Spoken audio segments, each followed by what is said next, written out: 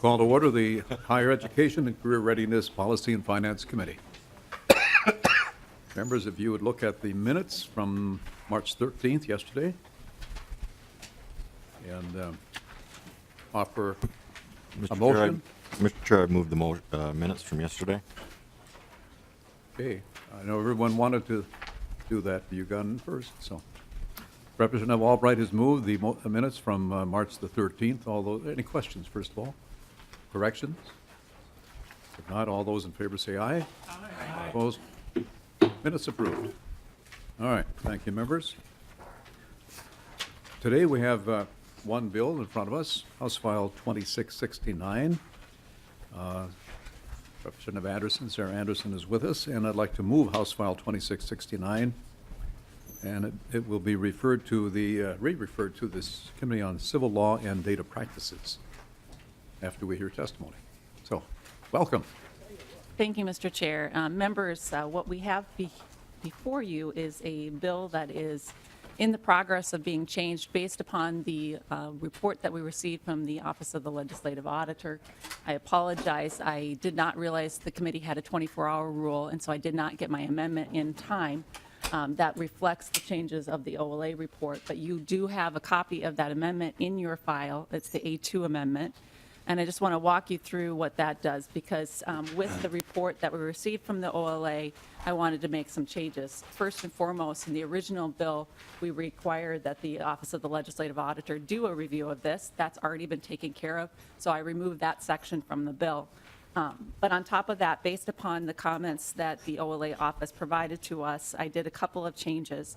And if you have a copy of the OLA report in your packets, I think that you do, I'm looking on page 20 of the recommendations.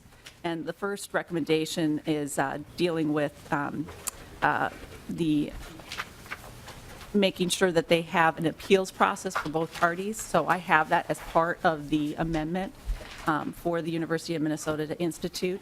And then also for the U of M, I've also done recommendation number 2 to include that this also includes a sexual harassment, and that there's a reporting from the Board of Regents to the legislature in addition to the Office of Higher Education, so that we as lawmakers would get reports on both harassment and sexual assault that is happening on campus, so that we are able to be more prepared to respond to some of these issues if needed to.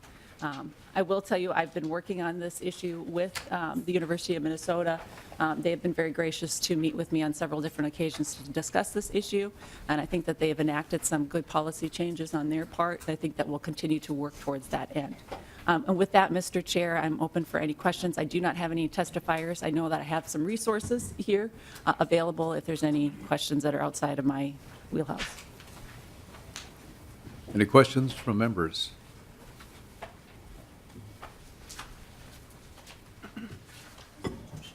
Representative Schultz. Thank you, Mr. Chair. So once we get these reports, what do you envision that the legislature would do with this information about reports of sexual assaults? Representative Anderson. Thank you, Mr. Chair. And Representative Schultz, that's a great question. And I think that that's for us to kind of decide as we are kind of weighing through what I would consider a growing problem that we have, or maybe not necessarily a growing problem, but maybe more of a problem that we're more aware of. So that's why I'm continuing the conversations that I'm having with the University of Minnesota on this issue to see, is there a legislative approach to this? If not, can we take care of it through the university system themselves?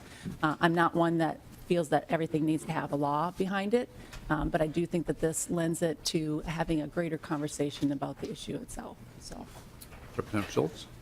Thank you, Mr. Chair. So would you envision maybe if there was a consistent problem, or we thought there were too many events happening, funding the university to help address the problem, or funding education programs or prevention programs? Representative Anderson. thank you, Mr. Chair, and Representative Schultz. I really think that that is a conversation that we'll have to discuss at a later time, and to take a look at what does this all mean and what are kind of the causes for it. So I think we have a buffet of options before us, and I don't want to limit us, and I think that those are all things that we should consider later on.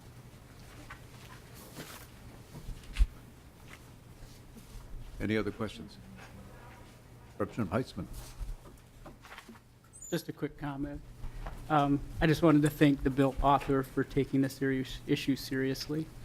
I thank you for taking the time to put legislation together that might help the legislature better understand implications as time goes on, and some of the things that may be found could lead to other legislation as well. So appreciate that. Anyone else?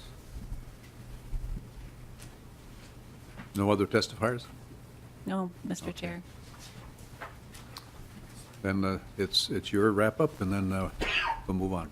Thank you, Mr. Chair. Members, I just appreciate your willingness to hear this piece of legislation. I think that having graduated from the U of M, I take great pride in the institution, and I want to make sure that we can still hold it up as a shining star of our state. And so I think that this is an important issue that we need to address on a state level. So appreciate your patience and willingness to hear this bill today. Okay. Just a reminder again, the A2 amendment will be dealt with at the next stop. Right now, I'd like to renew the motion for House File 2669 be re-referred to the Committee on Civil Law and Data Practices. Thank you very much. Thank you, Mr. Chair. Oh, we need a vote. I became a dictator. Sorry about that. All those in favor of the motion, say aye. Aye. Opposed? There we go. Now it's final. Thank you, Mr. Chair. It's the cookie. That's what, get that out of my way. All right, members, we have informational hearing next. And in your packet, there should be a letter, I think, from Richard Hirschman, who's Vice President of Government Relations for the National Association of College Stores. So we do have some testifiers here. You want to step up to the table?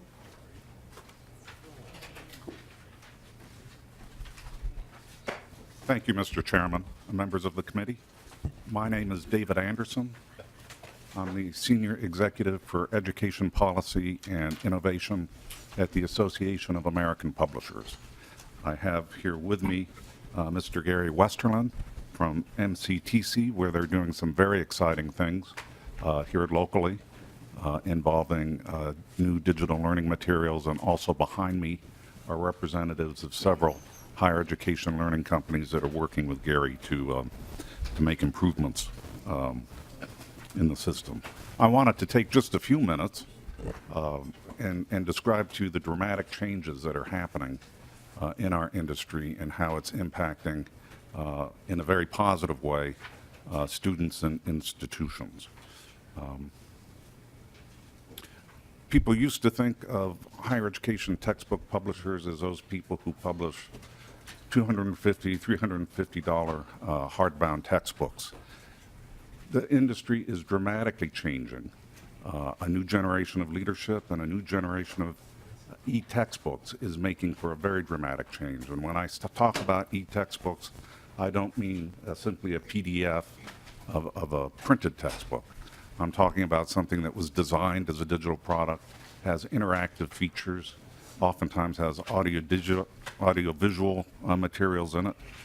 Often these e-textbooks are packaged with other applications, personalized learning applications, which can be a quiz, a test, problems, that as the student works through those problems, the program is actually assessing how well the student is doing, drilling the student in those areas where he or she may need more help. And all that information then goes to the instructor or professor, who can see how the kids are doing in the class, where they need help, and then can structure class time to provide the help that those kids need. So as a result, as you make this change, the learning materials are much more engaging. The students are doing better. And we have developed, as part of this shift from print to digital, what we call inclusive access partnerships. And these we do with institutions or with departments. That's essentially a bulk sale of e-textbooks to students. They save tremendously through this. inclusive access digital textbooks can be as much as 70% less than what a print textbook would be. So whereas students once upon a time would be paying $250, $300 for a print textbook, under these programs the pricing is more in the range of $50 to $90. So it's huge savings. Under the program, the students are guaranteed to have the materials in hand by the first day of class. Under federal regulations, if they don't want to be in this inclusive access program, they can drop out. They can opt out. Usually, they have the drop add period for courses to make that decision. We find that about 95% of students stay in. It's a very low dropout rate. So, in short, the kids do better. They save money, and these materials also make it easier for the professors to teach and help students learn. And with that, I think I'll pass the baton to Gary, and he can tell you a little bit about what's going on here. Welcome to the committee, and identify yourself for the record, please. Thank you, Mr. Chairman and the members of the committee. My name is Gary Westerland. I serve a couple different roles in all of this within the Minnesota State Colleges and University system. I'm the Director of Auxiliary Services at Minneapolis Community and Technical College, but I also serve in a role as the Director of Bookstore Collaborative Services that provides assistance to other institutions that need help and assistance in textbook affordability issues and other collaborative services that really are focused on the benefit for our students. I provided a couple different pages of the handout. The first one really is to frame and put into context what our Bookstore Collaborative Services group provides to our system stores. Number one in that initiative is really related to textbook affordability. In order for us to really be aggressive about affordability issues, reducing the cost of the course materials to our students, not only in direct digital, but in open educational resources, faculty developed content, open source, all of that, we really needed to create an organizational structure that would support that anticipated reduction in revenue related to these affordability initiatives. So really what we've been able to do, and the best way to describe it is insourcing. We provide shared services, and a good example of that in the course material realm is we've reduced in a lot of cases the staffing that is there to provide this. So a good example of that is we have a gentleman, staff member at MCTC that provides sourcing for not only MCTC, but for Dakota County Technical College and Inver Hills Community College. We share the cost of that person. We're actually able to attract a higher skilled, higher quality employee because of that. And we then reduce those personnel costs, which then set us up to be able to attack affordability in a much more aggressive way. You can see on that first piece that details our course material affordability initiatives. Direct digital inclusive access is certainly one of them, but open educational resources, textbook rental, used book programming, all of that has a dramatic effect on the reduction of what students have to pay for those materials. Shared service management is a lot of what I do in providing opportunities to our system stores to share services in course material sourcing, store management, all of that. Good example is what MCTC provides for Northland Community and Technical College up in Thief River Falls and East Grand Forks, which when I started getting involved with that, I had no idea where that was, but it's actually very close to Canada, as I found out. And we do all of their course material sourcing for them, reduces the cost to them, and we're able to provide better services in having that centrally located. We share, in some cases where it's appropriate, share store management services. We have the same gentleman who manages the store at Inver Hills and at Dakota County. They share that cost. further reducing those personnel costs and setting us up to attack affordability and an anticipated reduction in revenue in those stores. We align our policies and procedures, which our internal auditors really love that. So we're all doing things the same way. We coordinate student and faculty engagement in affordability initiatives. So we have groups at the individual stores that are made up of faculty, bookstore representatives, and our students to really look at what fits the best in each of our institutions. That has been a big win for us. And point of sale unification and support. For the most part, across our system, we all use a unified point of sale system, same e-commerce platforms, all of that. So those systems are in the cloud, so we're actually able to access and work in those systems basically from wherever we have an internet connection, further reducing costs and improving efficiencies. So to get to the meat of it and what we've really accomplished in a year, on the second page, you actually see the financials and the student impact of inclusive access and direct digital, what we did across 4 stores here in the metro. Minneapolis Community Technical College piloted the first direct digital inclusive access model, developed the solution. So we actually were able to hand over a boxed solution where the finance people knew exactly what they needed to do and what their role was. Bookstore people knew what their role was, and we were able to engage our students throughout that whole pilot so they knew what they were getting, and we got input from them, which really allowed us to kind of tweak that pilot and really make it work and for our students in the biggest way.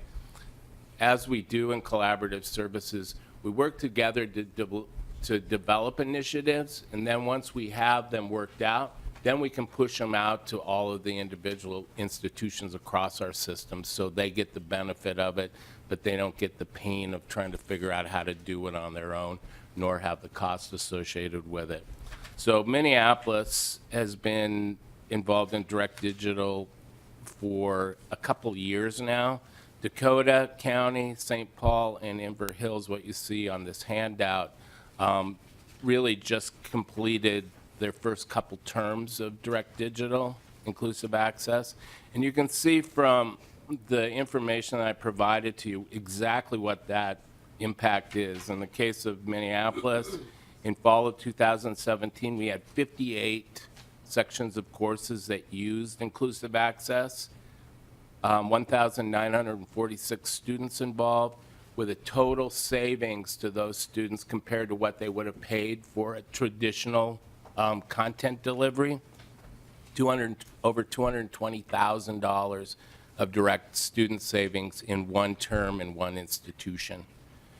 As we grew that in the spring term that we're currently in right now, spring 2018, we've grown that program at Minneapolis to 77 courses, over 2,200 students involved with a total student savings of over $231,000.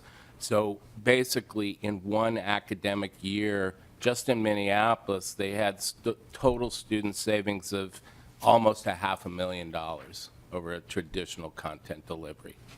If you look just in the 1 year that Dakota, St. Paul, and Inver Hills were involved, over $44,000 of savings at Dakota, $105,000 at St. Paul, and in its infancy, $45,000 at Inver Hills Community College. So just across 4 institutions, just with the inclusive access model, we saved students over $648,000 over what they would have paid normally.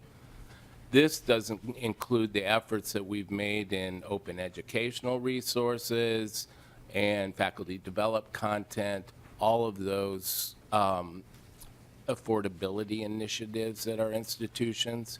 I can tell you from fiscal 16 to fiscal 17, just in Minneapolis, the average cost of a textbook to our students dropped over 20% in 1 year.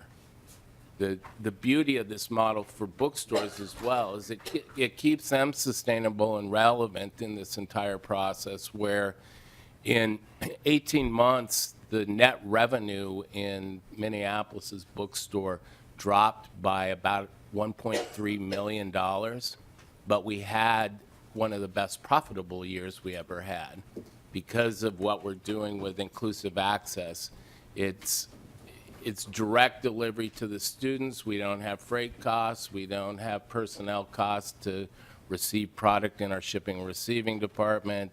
It's 100% sell-through because we don't have, a bunch of books on the shelf that we're guessing in a way from an educated guess on how many we're going to need to provide for all of our students. So it's a beautiful model for not only students, as you can see the student savings here, but for the relevancy of our bookstores and our faculty as well.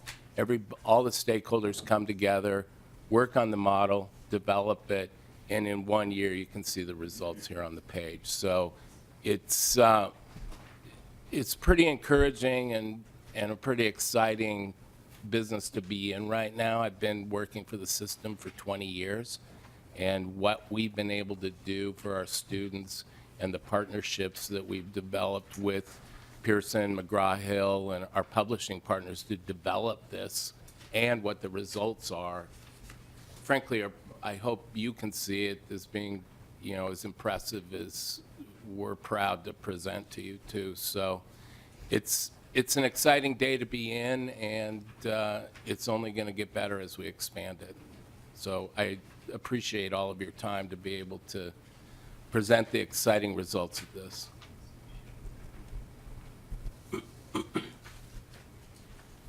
Representative Haley? Prior, I always get the two of you confused. Sorry. I take that as a Sorry. Thank you, Mr. Chair. Yeah. Just a quick question. You give the absolute numbers, like 58 courses, the number of students. What percentage or what's the market penetration now using these kinds of options? It depends on the institution, and, like I said, we're kind of in the infancy of this, but right now, on average, we're looking at about 20% penetration across all of our courses. And then really once, if you're interested, I'd be happy to provide more information related to the savings and the market penetration and impact of open educational resources and some of that other material that really drives this point on what we're doing on affordability home even further. Any other questions? Now, this is not system, remind me again of where you've got these examples here. Throughout the rest of Min-State, where are the other campuses as far as moving in this direction? What we provide in services in what we call, what I kind of coordinate is the bookstore collaborative services. We have 6 different bookstores that participate in that we provide those direct services for them. But we're collecting information, working on a couple projects with our system in collecting information from all of the stores throughout the system related to direct digital that aren't necessarily just a part of the collaborative services group. So, and I'll be honest with you, it's, we're only about 2 years, 18 months into it. So we're, in the case of Northland, for example, we're doing the presentations in the next month to go up there with the publisher partners and present to their faculty as well and get a pilot started there. But I think, hopefully I'll have more information about the other institutions across our system and what that penetration is related to direct digital, hopefully in the next 6 months or so. I just know it's been an issue for quite some time. It's talked about at least. Students talk about it a lot. Mm-hmm. And all their costs, they talk about a lot, so. Any other questions from, you're Haley, aren't you? Representative Haley, please. Thank Your you, question. Mr. Chair. I had a number of college students visit me a couple weeks ago about this issue, and just two questions, and I think your system here probably covers it. The cost of textbooks. And they said being able to know that up front when they register is such a big deal as they're budgeting, and I think you addressed that, so I wanted to support that Thank you. as a need that I heard directly from my student constituents. And then the other one was when textbooks are changed so often, or, this year's edition 9.0 has maybe one paragraph different from last year's 8.0, and they're kind of forced to buy the new edition. And they were seeking a process where the alignment with the professors on what is really needed, and I certainly that impacts the publishing industry, but I'm wondering if your process somehow kind of addresses that as well. Yeah, let me take a crack at that. In the print world, it's pretty much standard. You revise textbooks every 3 or 4 years. When you move into the digital world, however, that goes away. And these digital materials are constantly being updated, so that it's really not an issue. What the student gets with an e-textbook is the latest, newest version of it. And there is no old textbook to go out of date. And I would add from the bookstore Westerlund? perspective that we're developing much improved relationship with our faculty pretty broadly through these affordability initiatives, as well as students and pulling them in. We have a lot of cases where a faculty will adopt a title and say any of the past 3 editions will be appropriate. So I think as those relationships get further developed on each campus, because it's a real local thing, the trust between the students, the faculty, and the bookstore partners, and bringing all that together to look at further expansion of, what edition is really appropriate. I think we're making some headway, but it isn't something that can really happen overnight either. So, Okay. Representative Schultz. Thank you, Chair.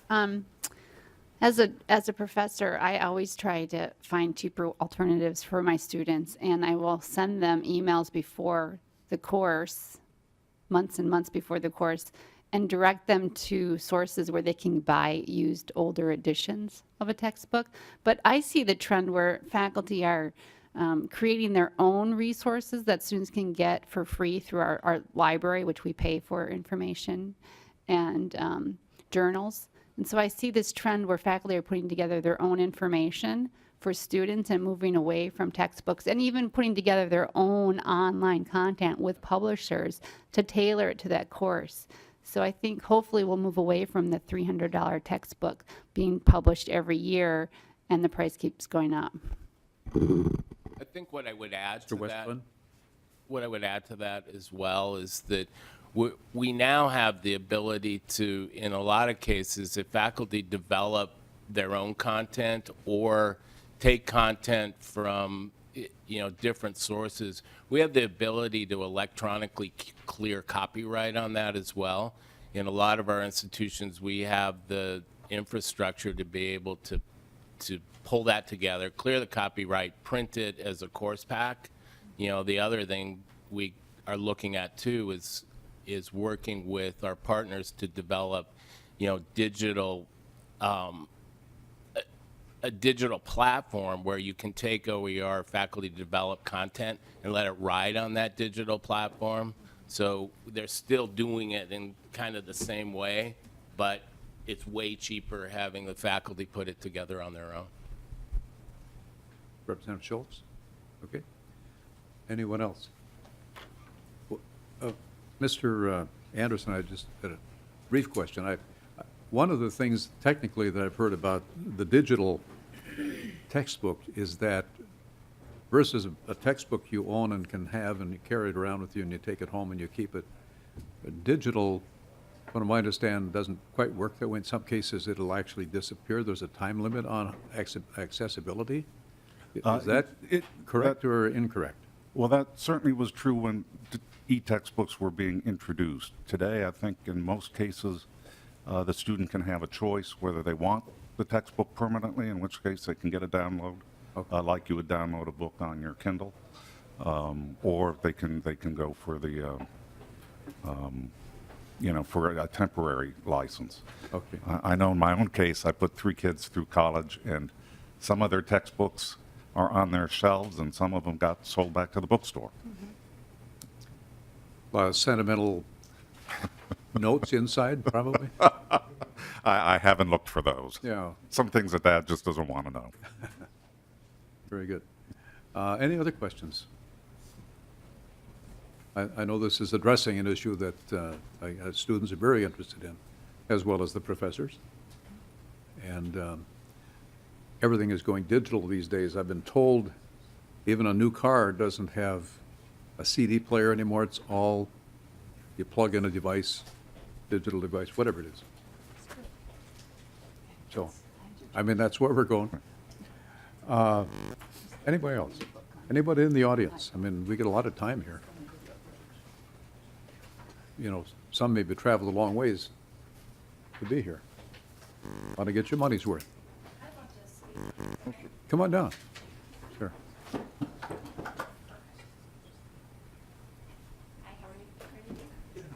Yeah, thank you for being here and Hi, how are you? volunteering.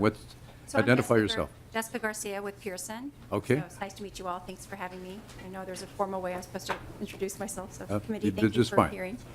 I wanted to talk just a little bit about, I know we talked about the equity, so thank you for, or the savings, but I think there's a lot of benefits of the digital. I think there were so many good questions, and it's unlike me to ever be quiet. So I think with the digital access program or inclusive access, there is this affordability, but one of the greatest things about it is, and for me, I'm first generation, you know, my parents are come here from Mexico, but for education, my life would be very different, and paid for my own college. So the concept of having the not $300 books, but the $50 books, and knowing ahead of time what you need to work in the summer to be able to finance your education for that year is, I think, hugely important.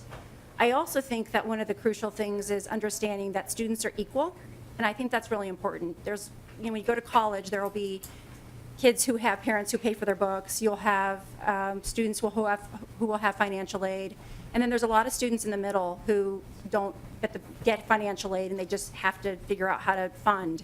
And so we're seeing a lot of those students not being prepared. And when you look at persistence rates across institutions, you'll see that those students sometimes are deeply impacted. Additionally, students who have access to materials late when they're waiting for financial aid to clear also are being impacted by not being ready. That also impacts instructors because, you know, I used to teach, and I remember you had to wait 2-3 weeks for your students to all have access to materials, so your syllabus gets pushed. So beyond just the equity, the affordability, the additional benefits are also the data. So I know that David mentioned if you actually have all your students being prepared with materials on the first day of class, you actually have data that you can utilize that's really significant to be able to make decisions, not just at a course level, but from instructors and administration who are looking at their goals and initiatives of persistence in that institution. So we get excited about this because I think that, as David mentioned, there's a lot of changes that are happening in publishing, and most folks that got into publishing were people who used to teach, and they all have that same feeling of, if you could be in school for the rest of your life and allow those to continue to learn, how do you make that happen? This is a program that it's not easy. You have to do a lot of work to figure out how to implement it, but once you do it, you actually impact students' ability to afford, their persistence rates. The institutions that have institutionally owned stores actually see profitability increase. I mean, and instructors get to teach. So I just want to make sure that although we talk about affordability, there are so many things that come from this type of a program. And I think that, you know, we actually had one of our most outspoken critics at MCTC System, who is kind of in charge of the OER, which we are huge supporters of as well. And she said, wait, so you're telling me that in this program, students have the ability to shop for the best price, but they have access to materials on day one? And I said, absolutely. And if they don't want to take advantage of this, they're not without materials. And so once students found that they could have everything, but then could actually make market decision. They thought this was actually developed by students for students instead of, the publishers forcing it on them. So I know that's a lot of information. I don't know if you have any questions for me, but I wanted to make sure that I was giving you really a holistic view of the impact of this.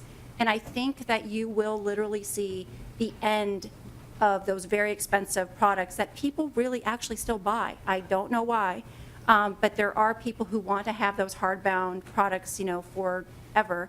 But I'd like to see those decrease, and I'd like to see the average price be $50, $60, just so people can afford them. So Oh, that's it. Our ask is just that we socialize the concept, and that if you hear about it, it has your support to kind of flourish. well, Any questions for me? Thank you for sharing and coming Thank on you. down. Yeah. Any questions of her?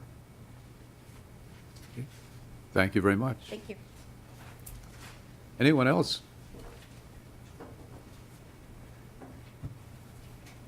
Committee members? Got something you want to advertise or promote? Come on over to the testifying table.